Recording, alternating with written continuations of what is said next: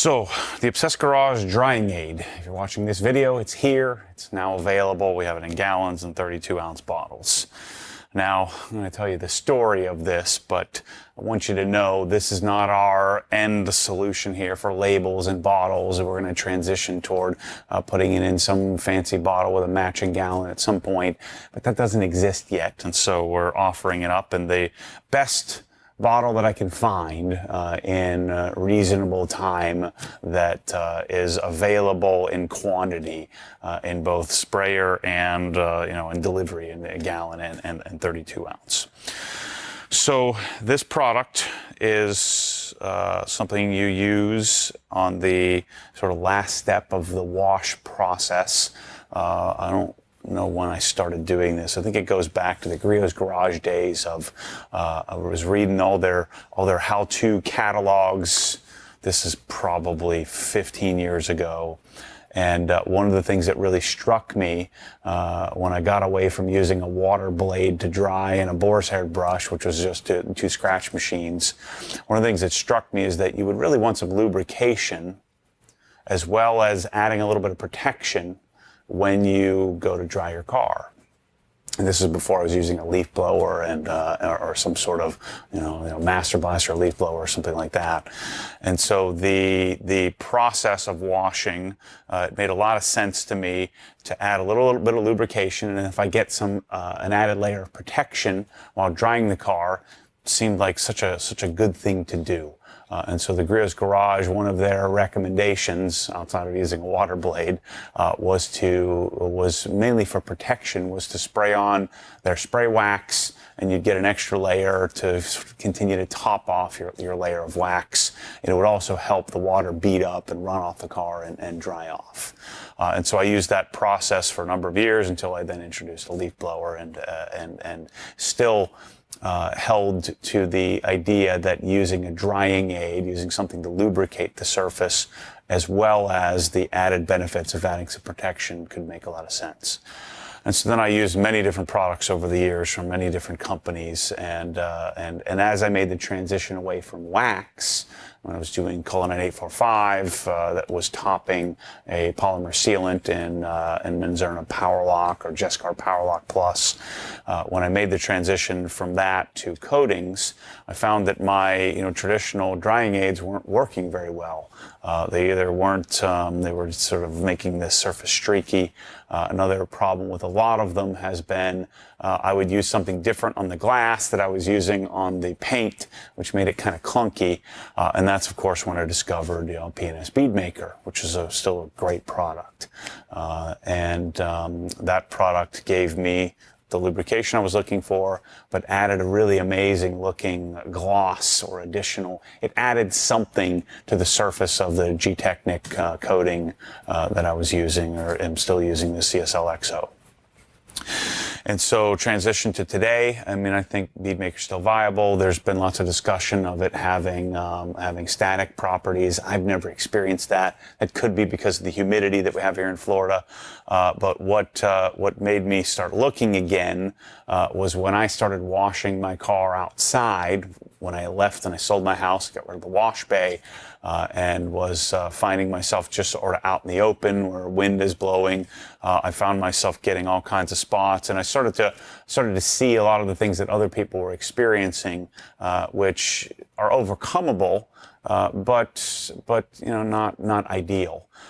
And so fast forward a bit further, and somebody made a suggestion to me of another product that is a B&B product. That's what this is. This is from B&B Blending in Colorado. And the product's root name is called Slipstream. That's what this is. This is just our version of it. And what that product did for me is it looked the same, or looked as slick.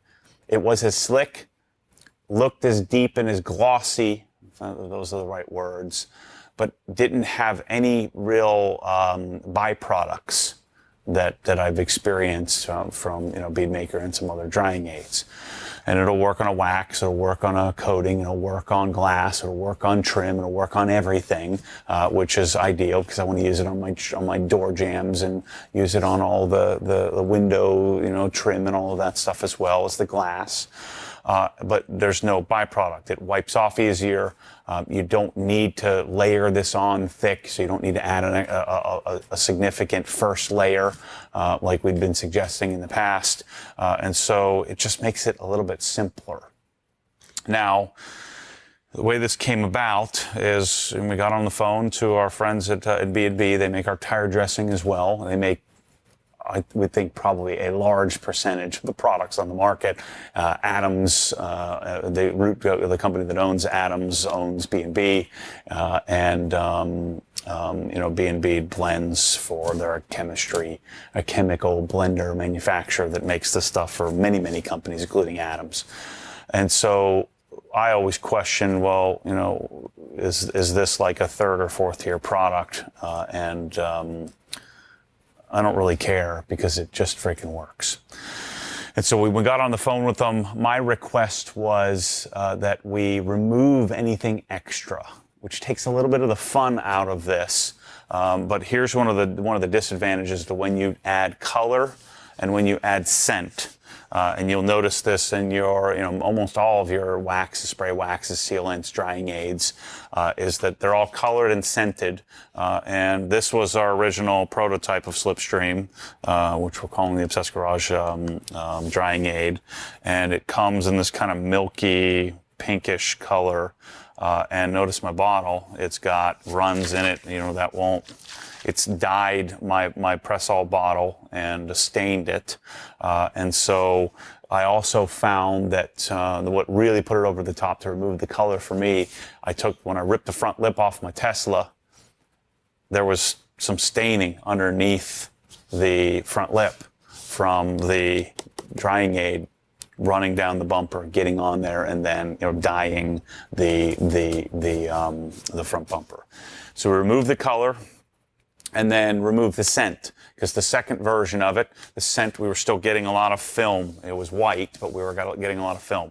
And so this color here, this white color, this white milky looking color that you see in this translucent bottle, this is the color that is natural to the product. This is just what it is with what it's made up of. It's some sort of silicon dioxide derived. I don't know how much silicon dioxide is in there. I don't freaking care. It doesn't matter. So you can go read the SDS sheet if you want. That's nonsense. We just want the product to work. Higher SiO2 content doesn't mean squat. It's just, does it wipe on well? Does it do the intended job? Does it look decent? And the answer is yes. And so now we have a colorless, odorless, very Obsessed Garage liked, hence why we made a very boring looking, which I think looks really cool, label. We have very boring bottle, very boring sprayer. This is a simple, Tolco chemical resistant sprayer, which sort of matches the theme here. But this is this is how the product came about, and we just got our first batch, and depending on when you're watching this video. So to apply the product, again, I've washed the car using GSF, using microfiber madness and Credamit, using a 2-bucket method, using a foam cannon, using a Krensel pressure washer of sorts, or an active or something like that, an AR blue. And after I'm done, I'm blowing it off with a Ego leaf blower to blow off most of the water, and then I'm going to use the combination of our large, or our thick, heavy drying aid towel, which of course the Rag Company makes. And so I have one of each of these in each hand. So I have this for the initial wipe, this for the secondary wipe, and I'm just going to, spray a little bit on the surface. I don't need to soak it down. I'm going to hit the windows, I'm going to hit the trim, I'm going to hit the jams, I'm going to hit everything, I'm going to hit the wheels, everything except for maybe the tires. I guess you could put it on your tires if you wanted to. It just doesn't do anything. Doing it in the trunk, jams, the whole entire surface, exhaust tips. It really doesn't matter. You can use it anywhere. And like my Porsche behind me, I'll use it under the front trunk area where you have all that plastic. And so there isn't much to say about application. We'll have some application videos other than spray it on, wipe it off, and walk away. Really, really simple, really, really easy.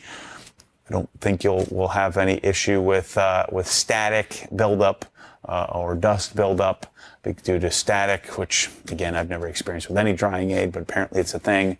And I don't think you'll notice issues like I did, where the product has spots and really requires some care to remove.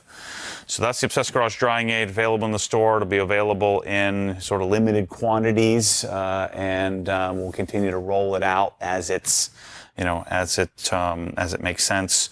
I'll have it in lots of videos coming up here as well, to give you some more detail on how to use it and how not to use it. Again, it's really pretty idiot-proof, not much to do. Gallons, 32-ounce bottles. We're not doing 16s. I don't ever use 16.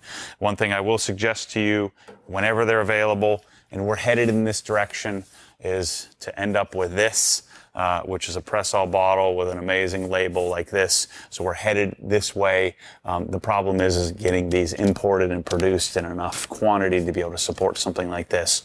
But when you see these come in stock, my suggestion to you would be, this bottle is like a 90-cent bottle and a $1 sprayer. This is a $17 bottle and sprayer. So I think you're going to want to head in this direction with OG labels in the future. But these are coming, and this is what I use in my setup, which I'm even modifying. I'm putting a industrial sprayer on a household bottle. That's what Press-All calls them. So this is coming to you soon, where we'll be able to ship it bottled like this as well. That's coming, but not available just yet. So thanks for your support. I don't have any intentions of making an Obsessed Garage detailing line. This is not really something, if somebody already had this, I would have just asked if I could buy it from them. In fact, I tried that. We'll save that story for another day. I don't really, this is a lot more work to bottle it ourselves. A lot more work to come up with all the requirements and stuff you need to put on the bottle, disclaimers, rather than just letting somebody else do it. But I think this needs to exist. Same thing with the OG tire dressing. I think same thing with the Decon soap. So I think that these, believe me or not, I think that this needs to exist, and this is the only way to get it. Anyway, thanks for your support, and available at obsessedgarage.com.